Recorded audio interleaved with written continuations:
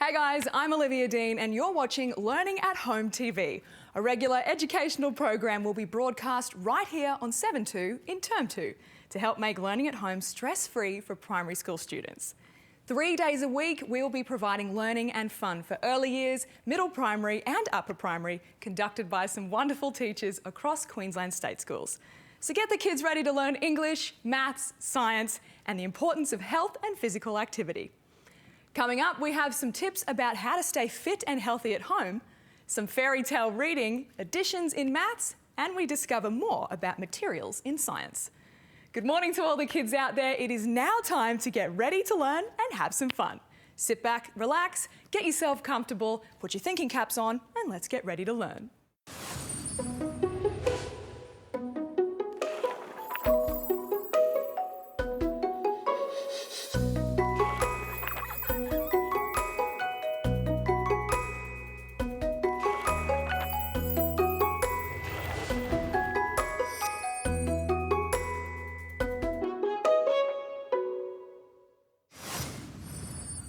All right, kids, before we start our next lesson, let's make some time to get active and energetic. Exercise is so important to help keep those bones strong. Hi, I'm Jacinta Edmonds and I'm a rower from the Australian rowing team. Right now, things are pretty crazy and you've got to make sure you work on your health and well-being and keep moving. So right now I'm going to run through some fitness, activities and movements with you. We're going to go through the push-up first. So get ready to jump on your floor. We're going push-up from the knees. It's going to be a nice active movement. On knees, I'm on a bit of an angle here, so ignore that. And you're pushing down and up. And that's just to work these muscles. You want to be nice and strong through here, working your abs and your back. Just go up and down. Yeah, nice. Do a few of those. Next, we're going to do crunch. We'll do it down the hill because that's easier. Always want to do that. This one, nice, lie nice and flat. Sit up. Easy. Do it while you watch TV, which is what you're doing. Just keep going. Awesome. From there, we're going to go to a wall sit. Now this one is meant for your glutes and legs. And you lean on, hopefully you've got a wall, down on it, legs at a 90-degree angle, pushing down through your feet and holding. Now this one, you can do while you're making dinner, like chilling out. Parents can do it with you. Do it at the table if you wanted. Awesome. So that one you can do as long as you want. But keep doing those activities anytime, have some fun. Yeah, have some fun. Oh, exercise makes us feel great, but do you know what else I love? Reading books, especially fairy tales. When I read, I have to understand what is happening in the story. Are you ready to read the story of Cinderella, a fairy tale? And then have some fun retelling the events of the story? Hi everyone, my name is Sarah. Today we are going to read a fairy tale. We know a fairy tale is an imaginary story that has a beginning, a middle and an end. A fairy tale is set in the past and includes make-believe events and sometimes magical experiences. By the end of the fairy tale, good wins over evil and there is a happy ending, my favourite part. Before we get started, let's look at the front cover and predict what the story might be about. In this picture, I can see a castle that is far away. It makes me think about who lives there. I remember another story I have read that was set in a castle. The characters who lived there included a king, queen, princess and prince, so maybe this story will have those characters too. I can see the word Cinderella. I think she will be the main character. What do you think will happen in the story? Let's find out. You may like to join in as the story is read. The title of this book is called Cinderella, a Fairy Tale. Once upon a time, there was a beautiful young lady called Cinderella. She was always good and kind. Cinderella lived with her mean stepmother and her 2 ugly stepsisters. The stepsisters were rude to Cinderella and made her do all the work. They were forever laughing and jeering at Cinderella. Look at her dirty clothes. Look at her shoes. They are so tattered. If Cinderella didn't get everything done, the sisters would beat her. One day, a special invitation arrived at the door. It was an invitation to the prince's ball. The ugly sisters were very excited, but Cinderella knew she would not be allowed to go to the ball. In the days before the ball, the sisters spent all of their time choosing dresses and ordering Cinderella to help them. Cinderella had to work harder than ever to get the sisters ready. "Cinderella, iron my dress again. You didn't do it well enough," they complained. "Clean my shoes, fix my hair, help me into this dress," they demanded. After spending the day of the ball busily cleaning and getting the sisters ready, Cinderella felt exhausted and sad. "I wish I could go to the ball," she cried softly to herself. In the next moment, there appeared a lovely old lady with a fairy wand in her hand. "Cinderella, I am your fairy godmother, and I'm going to help you get to the ball. First, you must go and pick up a golden pumpkin, then find 6 mice, a rat, and 8 lizards, and bring them all to me." Cinderella searched and brought the items to the fairy godmother. The fairy godmother turned these into a golden coach, 6 grey horses, a coachman who was to drive the coach, and 8 footmen. The fairy godmother waved her wand and turned Cinderella's tattered clothes into a silver dress. On her feet were the most delicate pair of glass slippers that she had ever seen. Cinderella couldn't believe her eyes. "Godmother, you have been so kind," said Cinderella thankfully. "But do not forget this, Cinderella," said the fairy godmother. "You must leave the ball before the clock strikes midnight." When Cinderella stepped out of the golden coach at the ball, everyone gasped. She was beautiful. The prince immediately asked her to dance, and they danced the night away. In fact, the prince would not dance with anyone else. Cinderella was having a wonderful time, and she forgot about the fairy godmother's warning. Suddenly, the clock struck midnight. Cinderella gathered up her beautiful dress and ran down the castle stairs. On the way, she tripped, and one tiny glass slipper fell off her dainty foot. Cinderella ran all the way home as the coach, the coachman, and the footman had all disappeared. The next day, Cinderella was kept busy cleaning the house and washing the sisters' clothes. A knock was heard at the door. It was the prince, who was holding the tiny glass slipper. It was the one that Cinderella dropped on the stairs. "I am here to find the beautiful owner of this slipper. It was left at the palace last night. When I find her, I will marry her," he announced. The ugly stepsisters rushed to try on the slipper. Each sister tried, but their feet were too big. "Please," whispered Cinderella, "may I try it on?" The ugly sisters laughed at her. However, the prince insisted, "Everyone in the land must try it on. I will not rest until I find the beautiful girl who wore this glass slipper." Cinderella put her dainty foot into the glass slipper, and it was a perfect fit. Suddenly, the fairy godmother appeared and touched Cinderella with her magic wand. Instantly, Cinderella was dressed as she had appeared at the ball. The ugly sisters were shocked. The prince and Cinderella married soon after. Because Cinderella was so kind, she invited the ugly sisters to the wedding. Cinderella and her prince lived happily ever after. Now, let's think about the characters and events in the book we have just read. The events are what happens in the story. On the table, I have a storyboard. I've chosen lots of pictures of characters and objects that will help me to retell the story. When we retell a story, we think about the order the events happened in the story. Let's begin. Once upon a time, there was a beautiful and kind girl called Cinderella. She lived with her 2 mean stepsisters and her mean stepmother. One day, an invitation arrived at their door, inviting them all to the palace to attend a special ball. Cinderella knew she wouldn't be allowed to go. Leading up to the ball, the 2 mean stepsisters made Cinderella do all the work. After the stepmother and the stepsisters left for the ball, Cinderella felt sad and cried.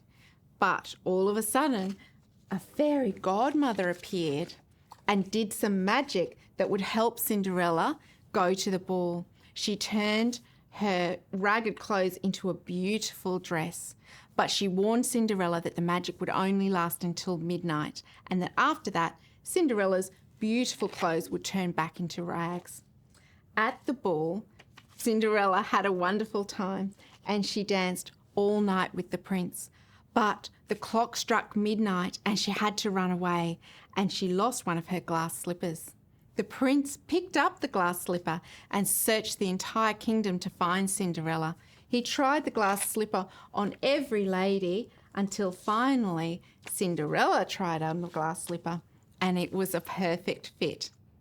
The prince and Cinderella fell in love and were married and lived happily ever after. Retelling the story really helped me to understand the events of the story. Today we learnt about how retelling can help us to understand a story. Now it is your turn. Can you think about a fairy tale you have read before? Have a go at retelling some of the events in the story.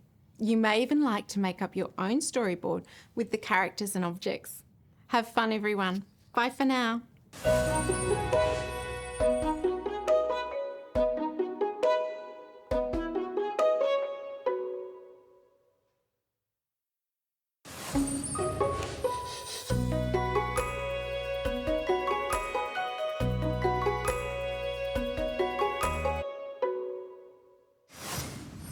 Welcome back, guys. Today in mathematics, we will be thinking about addition. We will see what addition is and how it occurs in our everyday lives. We will see how addition situations can be represented using materials. Are you ready? Let's get started. Hi everyone, my name's Monique and I'm really happy you could be here with me today. Today we are talking all about addition. When we join collections of objects together to find the total, we call it addition. We can use lots of different words to talk about addition. Words like altogether and make, total, plus, join, and the word add. All of these words tell us that we are combining, so we can find out how many. So to add means to join together. There are many times that we see addition in our everyday lives. When we are making a block tower, more blocks might be added to the top. If we have apples on a plate, bananas on another, and we join them on one plate, then that is adding. We might even use addition in games we play. Let's look at this video of the game beanbag toss. You will notice that some of the beanbags land inside the hoop and some land outside the hoop. Let's watch and see.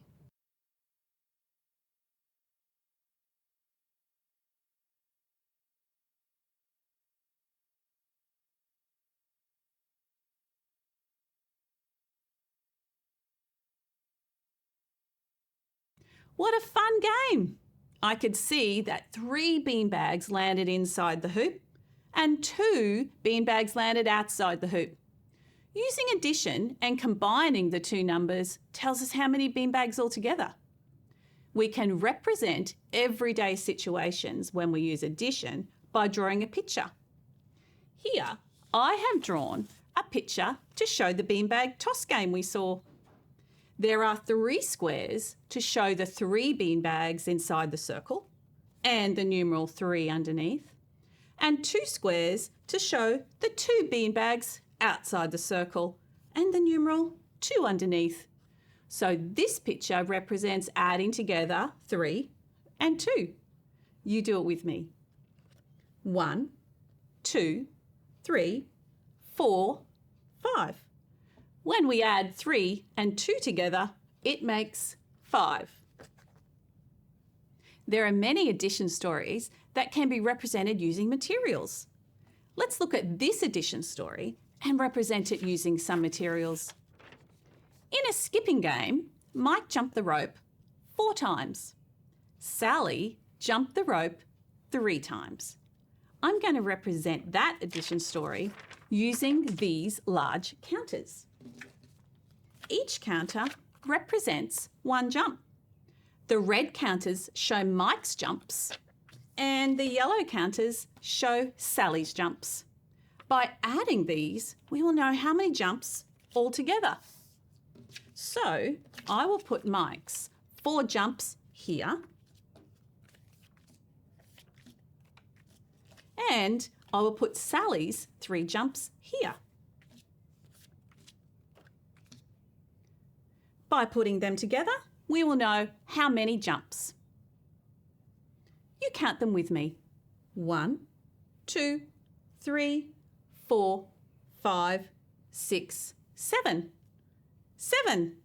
Mike and Sally did 7 jumps altogether. So 4 add 3 makes 7. Let's represent another addition story using materials.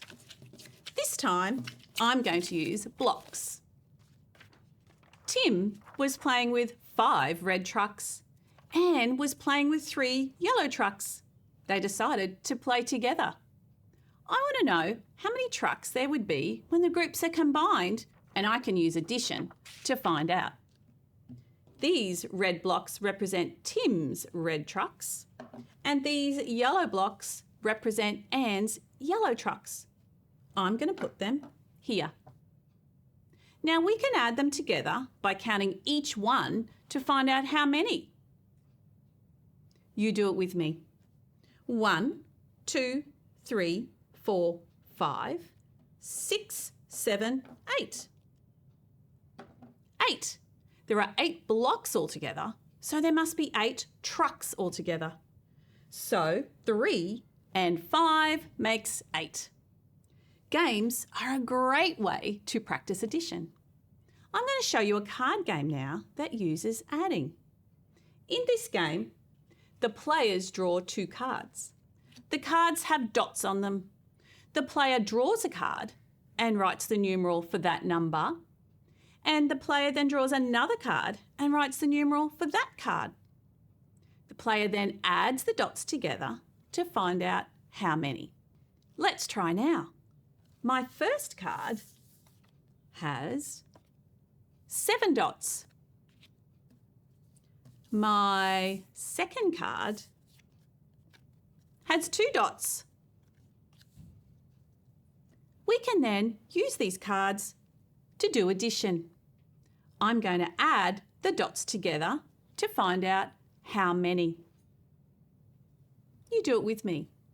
1, 2, 3, 4, 5, 6, 7, 8, 9. So 7 and 2 makes 9.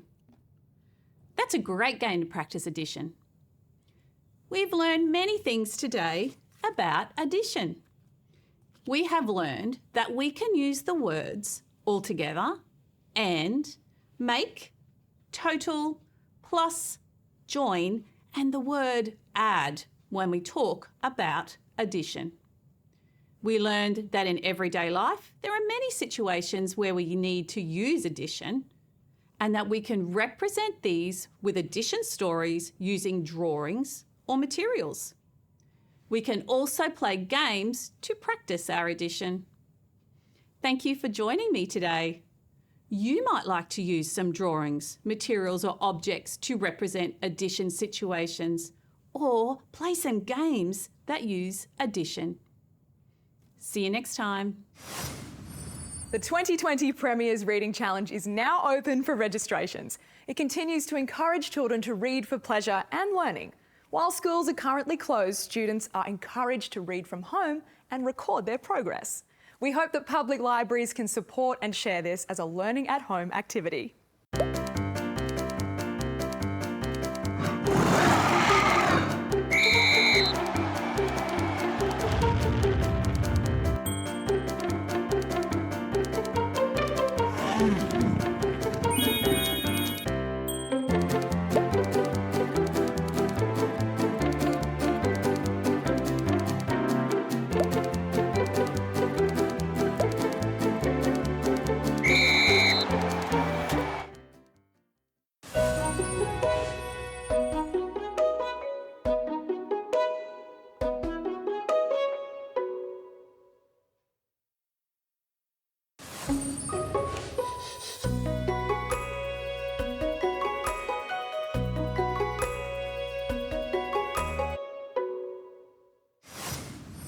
You're back with Learning at Home TV. Now today in science, we're going to take a closer look at the materials around us. And I'm happy to say that we have Monty back with us for part 3 of Material World. Look at all the different materials in your room. What material is the floor made of? Is your floor covered in carpet, a rug, lino, floorboards, or tiles? All the different floor types and different materials have different properties. When you walk on the floor without shoes, each surface feels different. And when you walk on the floor with shoes on, your footsteps sound different. Now look at your walls and windows. What important property do your windows have that your walls do not have? That's right, windows are see-through. When materials are see-through and let in light, we say they are transparent. Now we can't see through the walls, so we say the walls are opaque. And this is a good property of walls so that we can have privacy. We make important choices about the materials we use around the house based on their properties. While the property of materials are important, we can change some of the shapes to give them new uses. We can change the shapes of some objects around us. Look around your room to see which objects we can change. What materials are they made of? Curtains change shape when we open or close them. Your bed sheets change shape to fold around your body and keep you warm at night. Imagine if they didn't change shape. I don't think that would make for a comfortable bed. The lounge chair also changes shape when we sit on it. Here on the table are some different materials: marshmallows, ochre, sandstone, string, rubber and some wire. We use science every day when we change the shape of materials to give them different uses. Let's explore how to change these materials. I wonder if I can physically change these materials by bending, stretching or twisting them. When we ask questions and perform an investigation to find an answer, we are thinking and working like a scientist.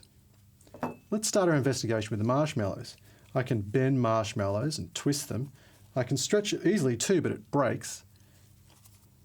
Marshmallows are soft. Let's test the ochre next. If I try to bend the ochre, it crumbles.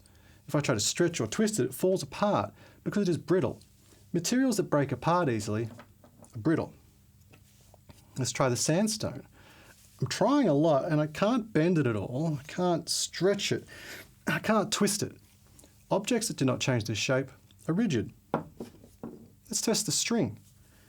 The string bends easily. I can't stretch it. I can twist it, but it gets more difficult the more I try. Rubber band, that's different. The shape of this material changes when I stretch it, but it changes back to its original shape. Materials that can be stretched and return to the original shape are elastic. Our last material is a metal wire. This material is hard, but I can change its shape by bending it, and I can twist it, and I can't seem to stretch it. Let's look at the results of our investigation. We could change the shape of the marshmallows by bending, stretching and twisting. The ochre was brittle, so when we tried to bend, twist and stretch it, it crumbled apart. We couldn't change the shape of the sandstone at all. It's hard and rigid. We could bend and twist the string. We could change the shape of the rubber by stretching it. And finally, the wire was hard, but we could bend and twist it. The wire has the property of being flexible. Let's go back to our investigation question. Can we physically change these materials by bending, stretching or twisting them? I think the answer to the question we asked is yes. We can change the shape of some of these materials, but not all of them.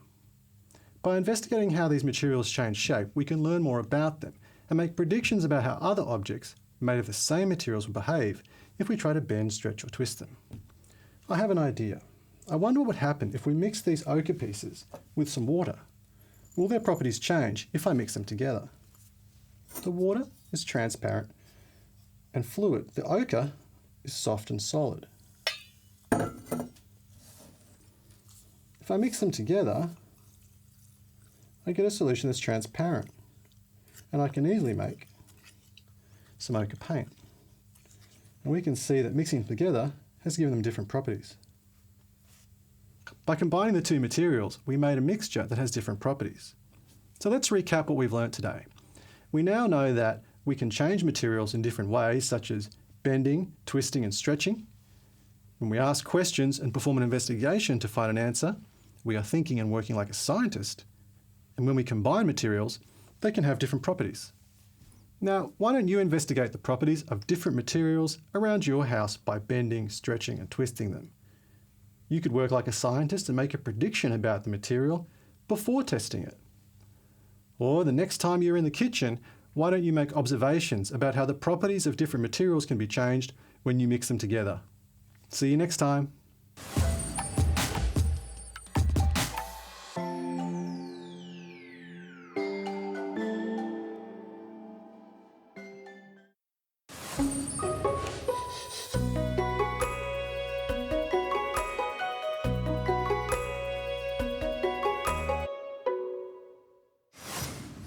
All right, kids, you know what time it is. It's brain break time. Stand up, let's get ready to move your bodies. But I'll say goodbye for now because Luke will be joining you after your stretches. I'll see you next time.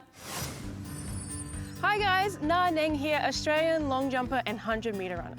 Just like you, I'm at home in these times and being healthy and active helps with my well-being. So I'm going to run you through some exercises that a track and field athlete would do to stay active. The first one is a step and hop.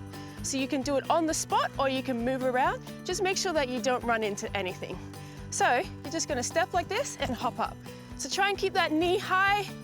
Do as many as you can in 30 seconds. And making sure you're trying to get as much height off the ground as you can. All right, and so for the second one, we're going to be doing a footwork exercise, which is really good for jumpers. And it's a bit of a foot pattern. So it's a bit of a hop, hop, and step together. Hop, hop, step. So you can switch legs, you can do it on the spot, or you can do it moving around your living room. And now the last one is a bit of an arm one because arm strength is important for running. So you're just gonna come down onto the palm of your hands like this and walk out as far as you can and come straight back in. And we'll do a few of those. So make sure you're going out as far as you can, keeping your back flat and your shoulders flat as well, and coming back in. And we'll just do one more. And if you're really strong, maybe you can add a push-up in there. But that's a bit advanced. So those are the exercises I recommend for you guys. Back to learning.